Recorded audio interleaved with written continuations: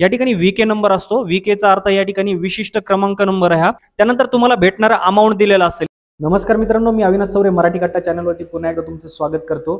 या ठिकाणी बघा, अतिवृष्टी 2025चं अनुदान जे आहे ते या ठिकाणी बऱ्याच शेतकऱ्यांच्या खात्यावरती जमा झालेलं आहे। त्या संदर्भातला मी एक डिटेल व्हिडिओ सुद्धा तुम्हाला या ठिकाणी बनवून टाकलेला आहे आणि त्याच व्हिडिओमध्ये बरेचसे कमेंट सुद्धा मला या ठिकाणी आलेले आहेत। तर कमेंट्स मध्ये बरेच क्वेश्चन आहेत सगळ्यांचे। तर या ठिकाणी बघा, मी व्हिडिओ टाकला होता अतिवृष्टी 2025 अनुदान EKYC कसं पेंडिंग आहे किंवा VK नंबर वरून तुम्ही तुमचं स्टेटस कसं बघू शकतात। या ठिकाणी बघा, बऱ्याच जणांच्या कमेंट्स आलेल्या होत्या की यामध्ये 2025 मध्ये VK नंबर वरती किती पैसे आले ते दाखवत नाहीये किंवा EKYC या ठिकाणी पेंडिंग आहे।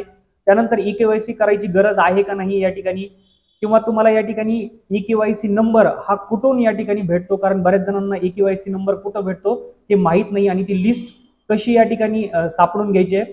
त्यानंतर या ठिकाणी लिस्ट आमच्याकडे नाहीये, त्यासाठी काय करायचंय, किंवा या ठिकाणी आमच्या जिल्ह्याचा नंबर आलेला नाहीये किंवा वडिलांचा फार्मर ID नव्हता म्हणून नुकसान भरपाईचा अर्ज दिला नाही आणि त्यामध्ये आता अर्ज काढून म्हणजे आता फार्मर ID काढलेला आहे परंतु अर्ज करता येईल का, तर हे सुद्धा आहे। नंतर तुम्हाला किती एकर पर्यंत या ठिकाणी पैसे भेटतात, म्हणजे किती एकर वरती तुम्हाला या ठिकाणी पैसे भेटतात या ठिकाणी ते विचारलं गेलेलं आहे, किंवा हेक्टर पर्यंत। जर सामायिक जमीन असेल तर कुणाच्या नावावरती पैसे पोहोचतात या ठिकाणी, हे सुद्धा क्वेश्चन बऱ्याच जणांचा आलेला आहे।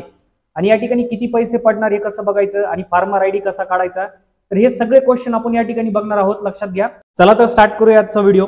तर मित्रांनो, या ठिकाणी बघा, अशा प्रकारची एक्सेल असते। यामध्ये बघा सिरियल नंबर दिलेला आहे, तुमचा पंचनामा ID दिलेला असतो, एक्सेल अपलोडेड डेट आहे, GR नंबर आहे शासनाचा। या ठिकाणी VK नंबर असतो। VKचा अर्थ या ठिकाणी विशिष्ट क्रमांक नंबर आहे हा। त्यानंतर फार्मर ID, फार्मरचं नेम आहे जे शेतकरी असतील। त्यानंतर तुमची ग्रामपंचायत, गावाचं नाव दिलेलं असेल, तुमचं या ठिकाणी आधार नंबर दिलेला असेल। त्यानंतर तुमचं या ठिकाणी समोर बघा एरिया दिलेला असेल हेक्टर मध्ये, लक्षात घ्या। त्यानंतर तुमचे गट नंबर दिलेले असतील, तुम्ही कोणते कोणते गट नंबर तुमच्या नावावरती आहेत आणि ऍड झालेले आहेत।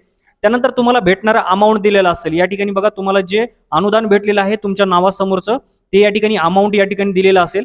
नंतर तुम्हाला स्टेटस दिलेला असेल EKYC पेंडिंग आहे, तर हे जे स्टेटस आहे हे सगळ्यांच्या नावासमोरच येतं या ठिकाणी। त्यानंतर मोबाईल नंबर दिलेला असेल, तुम्हाला तुमचा मोबाईल नंबर एकदा व्यवस्थित चेक करायचा आहे जर तुमच्या अकाउंटला अजूनपर्यंत अमाउंट पडलेली नसेल। त्यानंतर तुम्हाला तुमचा अकाउंट नंबर सुद्धा समोर दिलेला आहे, ते सुद्धा एकदा व्यवस्थितरित्या चेक करून घ्या की चुकला आहे का नाही, आणि IFSC कोड एकदा चेक करायचा आहे। तर या ठिकाणी बघा, तुम्हाला या ठिकाणी तुमचा VK नंबर दिलेला असेल। VK नंबर हा एक विशिष्ट क्रमांक असतो, तो या ठिकाणी तुम्ही कशा पद्धतीने EKYC पेंडिंग आहे का नाही, तुमच्या अकाउंटला पैसे पडलेत का नाही, याचा मेसेज कसा डिस्प्ले करायचा किंवा स्टेटस कसं बघायचं, याचा व्हिडिओ मी ऑलरेडी टाकलेला आहे, या ठिकाणी तुम्ही बघू शकता अतिवृष्टीचा। तर हा व्हिडिओ बघून ज्यांनी कमेंट्स केलेल्या आहेत त्यांच्या कमेंट्सचं या ठिकाणी या व्हिडिओमध्ये उत्तर देण्यासाठी हा व्हिडिओ बनवत आहे मी। तर यामध्ये बघा VK नंबर टाकायचा आहे, त्यानंतर तुमचा फार्मर ID आहे। तर यामध्ये प्रश्न हा आहे की हा VK नंबर भेटतो कुठे, तर या ठिकाणी लक्षात घ्या, तुम्हाला हा VK नंबर हा तुमच्या तलाठीकडे, म्हणजे तुमचं गाव जिथं असेल, ग्रामपंचायतीचा जो कोणी तलाठी असेल त्या तलाठ्याकडे हा VK नंबर असतो। ही लिस्ट पूर्ण जी आहे ती लिस्ट असते, ती अनुदानाची लिस्ट ही तलाठीकडेच येते, त्यांच्या ID क्रमांकाला या ठिकाणी ही जॉईंट असते। इतर कुठूनही तुम्हाला ही जी लिस्ट आहे किंवा हा VK नंबर आहे तो भेटणार नाही, त्याच्यामुळे इतरत्र तुम्ही कुठेही प्रयत्न करू नका।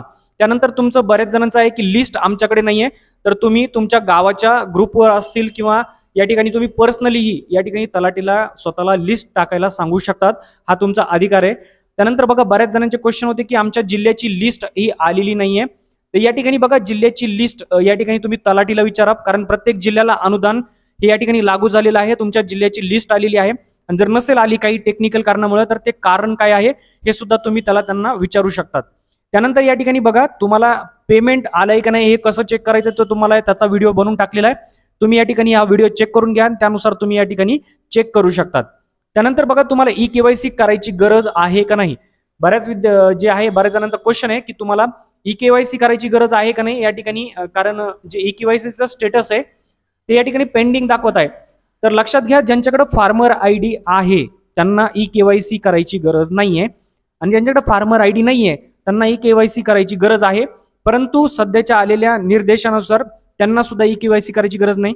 तर हे कन्फर्मेशन तुम्हाला फक्त तुमच्या गावाचे तलाठी देऊ शकतात, तर त्यासाठी एकदा त्यांना तुम्ही विचारून घ्या। त्यानंतर आलेला क्वेश्चन आहे या ठिकाणी, फार्मर ID काढायचा का आणि कसा काढायचा, तर या ठिकाणी बघा, फार्मर ID कसा काढायचा याचा व्हिडिओ मी ऑलरेडी बनवलेला आहे, शेतकरी ओळखपत्र। तर तुम्ही या वेबसाईटवरती या ठिकाणी व्हिडिओ बघून घ्या तुम्ही, आणि हा व्हिडिओनुसार तुम्ही तुमचं या ठिकाणी फार्मर ID काढू शकतात। त्यानंतर आहे की तुम्हाला किती पैसे पडणार आहेत, बऱ्याच जणांचं या ठिकाणी आहे आम्हाला माहितीच नाही की आमच्या अकाउंटला किती पैसे पडणार आहेत. तर लक्षात घ्या, तुम्हाला ही लिस्ट भेटल्यानंतर अमाऊंट दिलेली असते. तुमच्या नावासमोर तुमची या ठिकाणी किती अमाऊंट आहे, किती जमीन आहे, त्यानुसार तुम्हाला या ठिकाणी लिस्ट पडणार आहे.